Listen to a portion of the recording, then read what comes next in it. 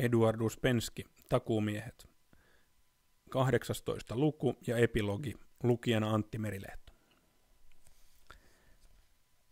Minä en ymmärrä ollenkaan, Könni sanoi huoneen isännälle, kun tämä palasi.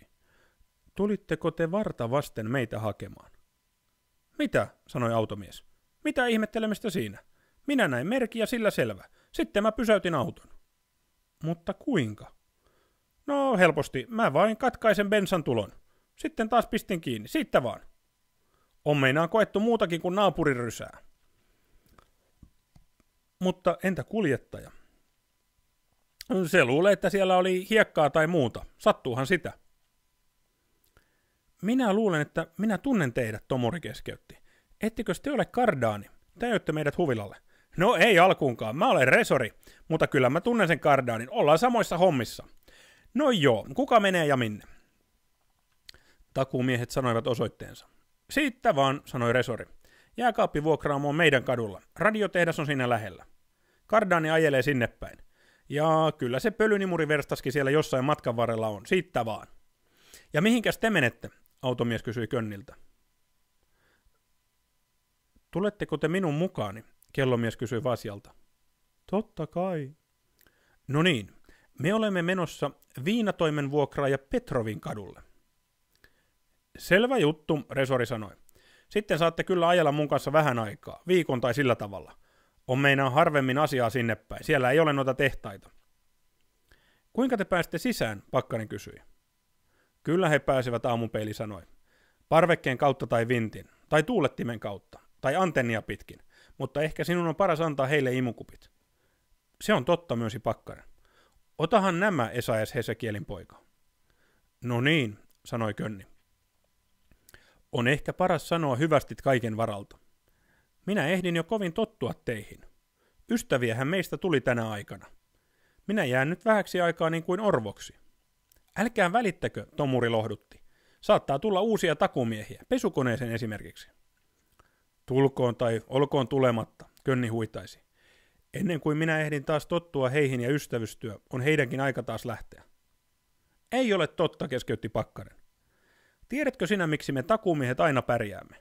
Siksi, että meidän ei tarvitse tottua toisiimme, me tulemme heti juttuun. Heti ensin näkemältä jokainen mestari on niin kuin vanha tuttu.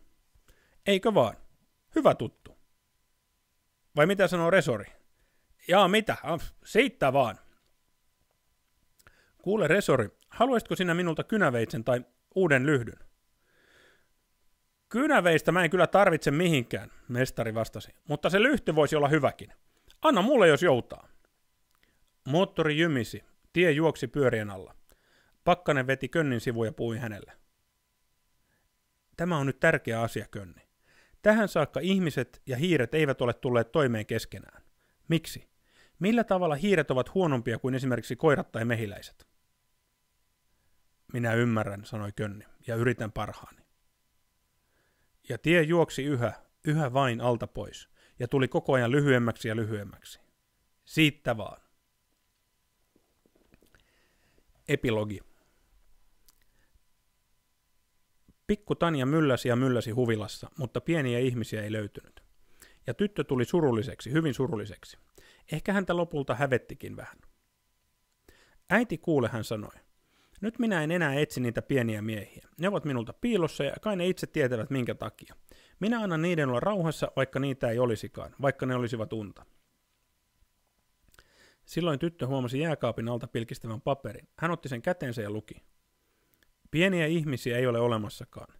Sinä olet nähnyt unta, siinä kaikki. Mutta kissaa älä pyydä äidiltäsi. E.H. Könni.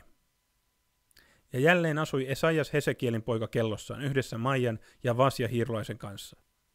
Ja mikäpä heidän oli siellä elellessä. Mukavaa heillä oli, kerta kaikkiaan. Maija vain oli muuttunut maalla ollessaan. Se oli alkanut munia. Ei niin, että se olisi pesää tehnyt, ei, vaan se alkoi lennellä kodin ulkopuolella ja uskokalta jälkeen munia toisiin kelloihin. Minkäpä sille teki, olihan se sentään käki eikä mikään kana. Ja erilaisissa kelloissa lähiseudulla alkoi kasvaa pieniä käkiä. Siitäkö sitten johtuu, että nykyäänkin saa vielä nähdä uudenaikaisten huonekadujen keskellä käkikelloja kuin muistutuksena vanhoista ajoista? Oletteko tekin nähneet niitä?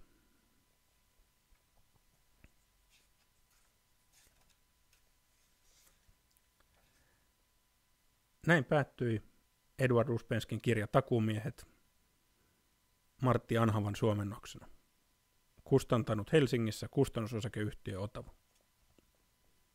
Kiitos, että kuuntelit.